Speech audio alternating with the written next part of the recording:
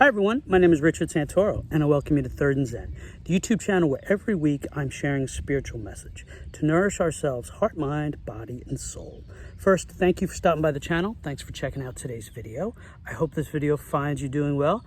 I hope you're enjoying your summer so far, and I hope that you're taking the time to care for yourself, heart, mind, body, and soul. I am here outdoors on this beautiful, hot summer afternoon, enjoying it. If you see me going like this a little bit, there's some mosquitoes and bugs, so I'll do my best. Again, thanks for being here. With all that being said, let's take a moment. Let's just take a moment and just breathe.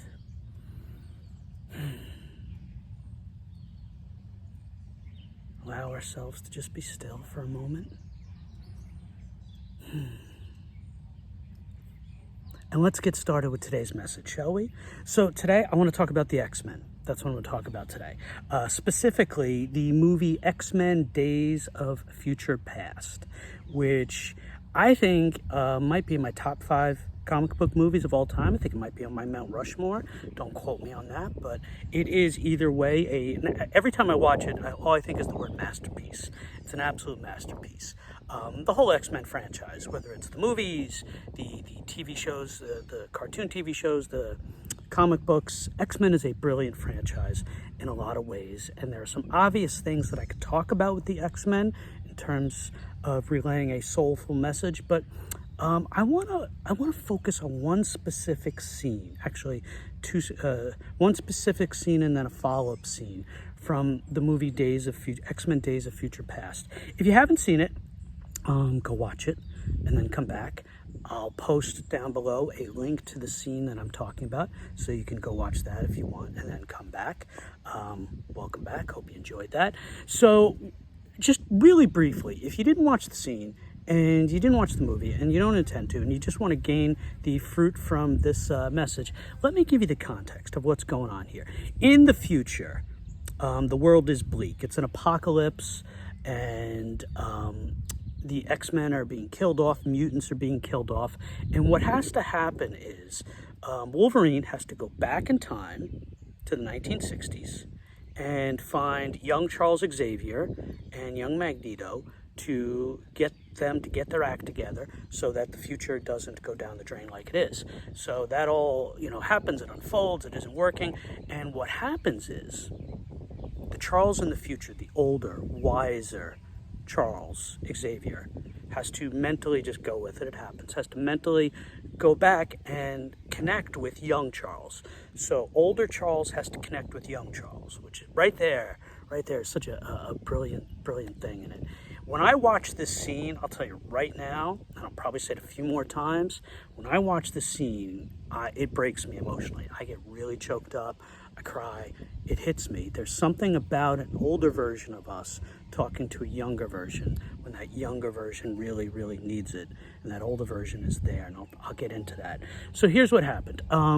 So young Charles, and I got a little bit of the script here, so I don't want to paraphrase it too much and miss it. So young Charles says, "Is this what becomes of us? Humanity does this to us."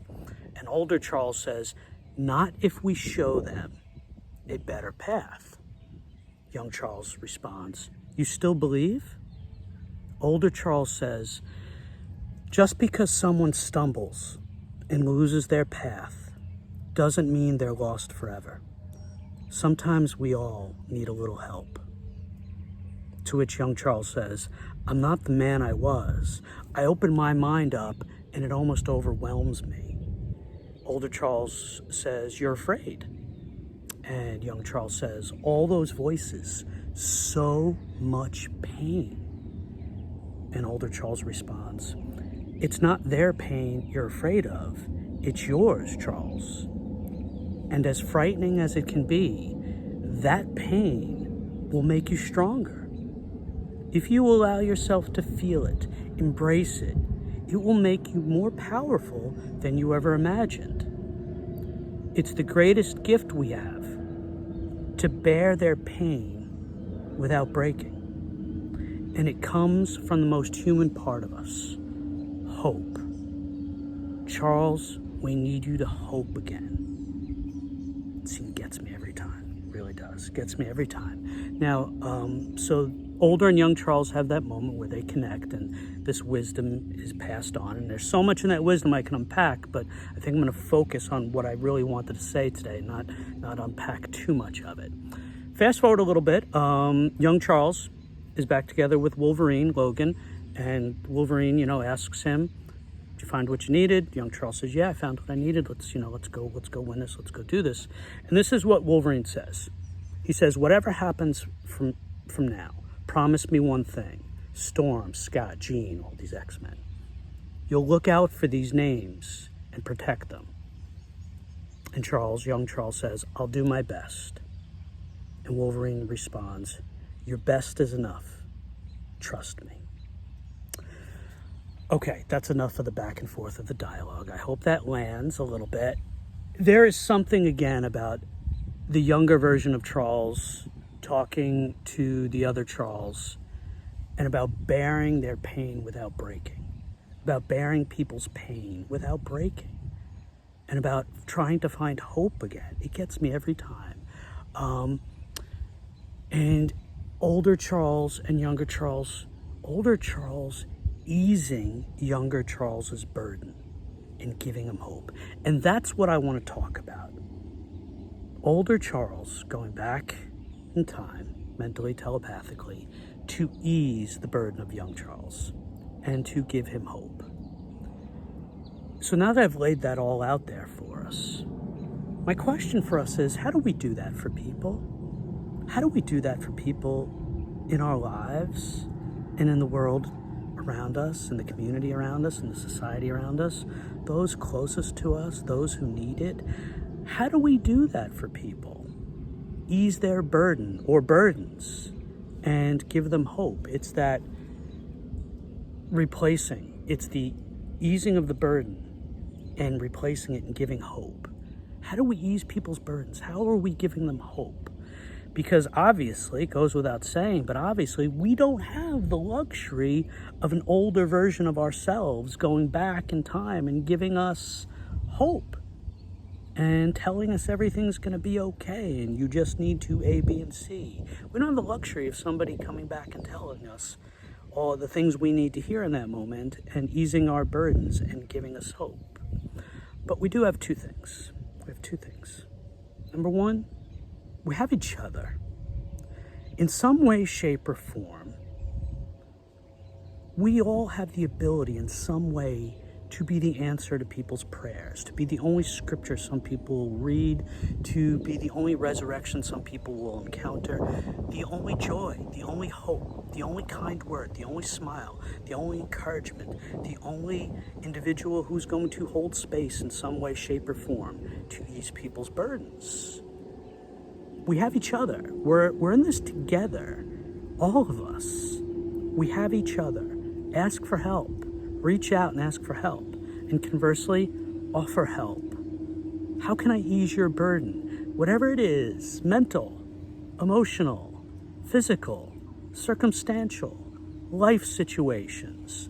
I can't speak for everybody's particular situations monetarily and how many bedrooms you have or how many job openings you know of or this or that. But what do we have available at our arsenal at the very least? Love, kindness, a word of hope. We can ease people's burdens as best we can. So number one that we have is we have each other. Love your neighbor as you love yourself. Number two, we have Jesus. As Matthew 11 says, quoting Jesus, "Come to me, all you who are weary and tired, and I will give you rest. I will ease your burden." Jesus offers that to us, to lay our burdens down and to give them to Him, to let go and let God, to turn to Jesus, to lean into Jesus.